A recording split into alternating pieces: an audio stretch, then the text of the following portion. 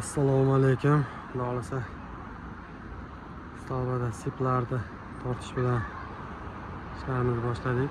Tepadan qismini yangilayapmiz.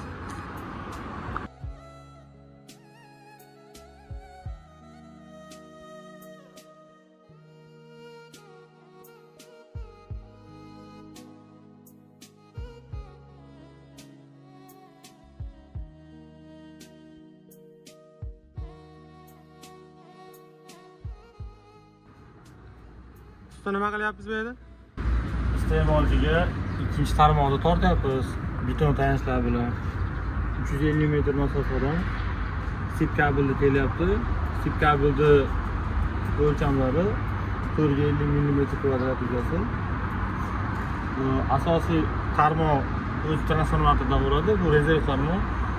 O'rtacha o'chib qolgan paytda biz 80 kW 100 kW ishlab turadi. Lekin bitta avtomat qo'yib qo'yamiz. 160 amperlik shu azali.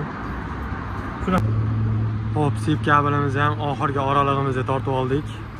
Buni mana bunaqangi maxsus uskuna bilan TAL, Dankirat, bunday ko'plab nomlari bor. Shu bilan tarang, o'ta tarang bo'lmagan holatda deformatsiyani hisobini olib, shu holatda odamni kuchi yetmaydigan darajada qilib tarang qilib, o'ta chiroyli olib pastdan ham qo'yamiz. Tepada visokovoltimiz.